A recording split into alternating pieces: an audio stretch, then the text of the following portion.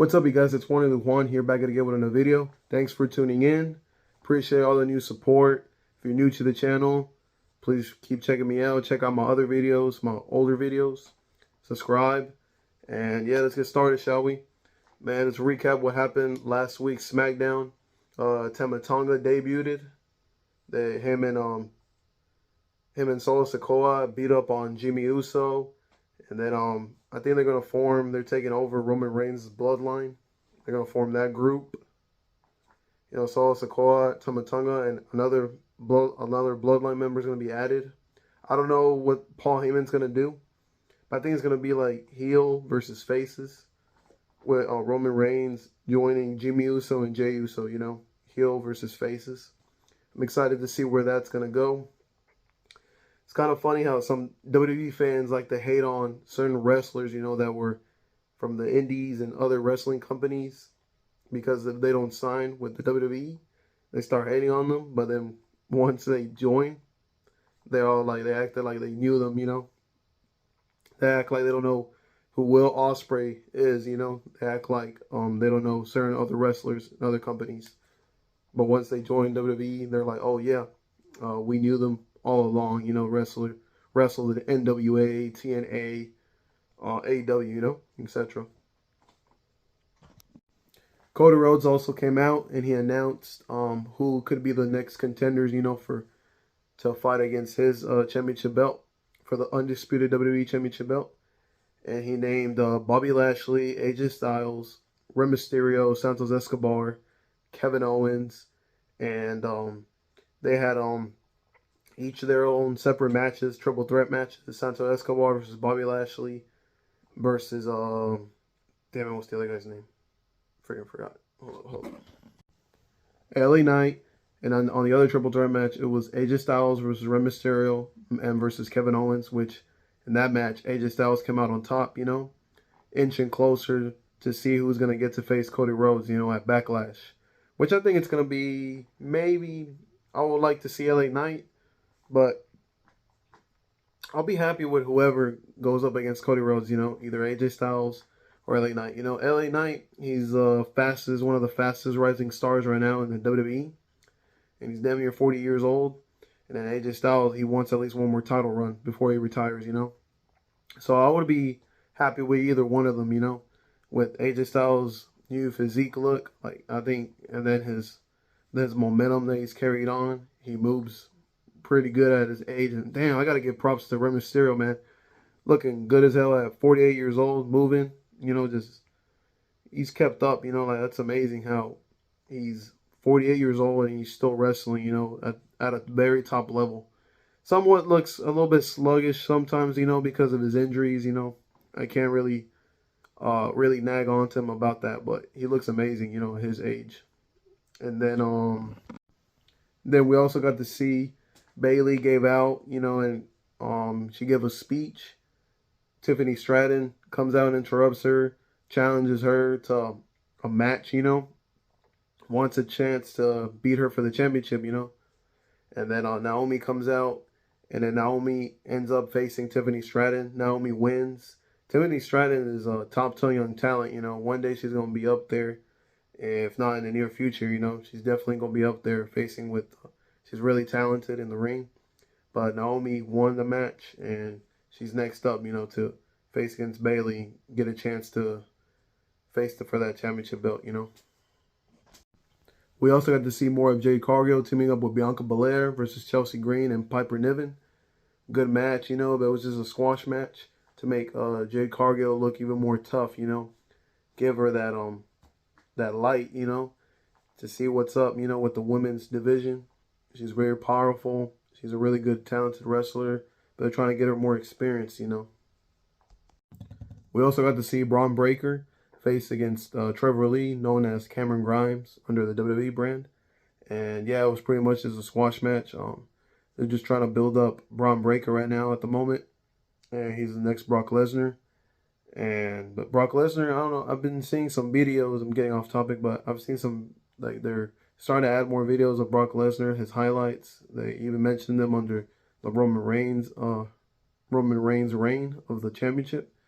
And yeah, back to Braun Breaker. Braun Breaker beat Cameron Grimes. Just an easy match, make him look tough. And then and yeah, as you guys know, Rhea Ripley had to vacate her title due to injury caused by Liv Morgan. Probably is a real injury, and they had to turn it into a storyline, just to keep up with it. But yeah, Rhea Ripley kind of sucks that she's gonna be out for a couple months. She's been carrying the women's division on her back, It's mommy. And yeah, it is kind of sad. And this just it's gonna give an opportunity to the other women in the division. And let's see what kind of match they come up with, to contend. Liv Morgan is up there, and then I'm sure we'll see other great superstars, come up for that opportunity. But yeah, it kind of sucks that Rhea Ripley, we won't get to see her. She'll be right there for the Judgment Day, but we're not going to see her compete, for a couple months. We also got to see Triple H debut some new World Tag Team titles to the Awesome Truth.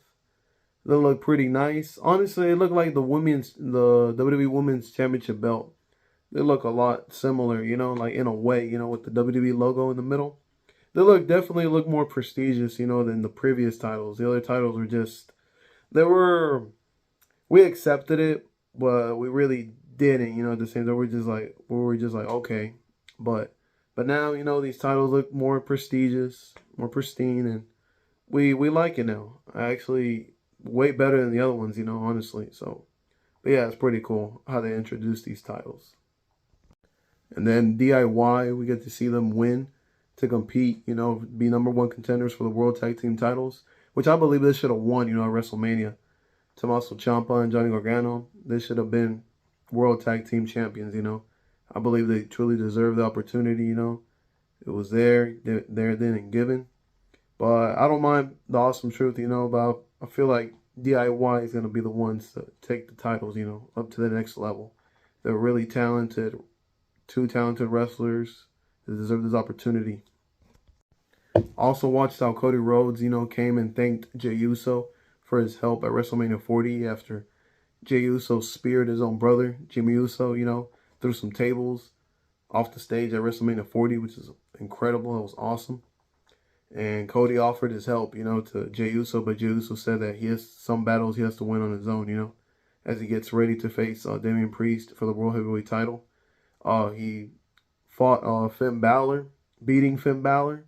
Then Damian Priest comes out and stares Jey Uso down.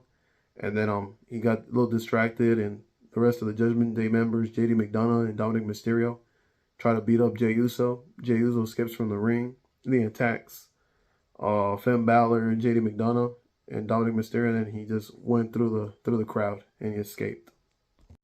Then we saw an amazing electrifying entrance, by Sami Zayn, entering from all the way outside. It was just such good camera work, it was amazing how they did that production, So we've never got to see these angles, under Vince's control, I'm glad Triple H is taking over now, We get to see so many different angles of where wrestlers come through, different backstage moments that we get to see now, which is cool, It's just a better way of interacting, better viewership for us, as we can see, see what's going on, give us some clues what's going on backstage, give us an idea, It's just a really cool way to interact with fans. We get to be more suspicious about things, which is cool.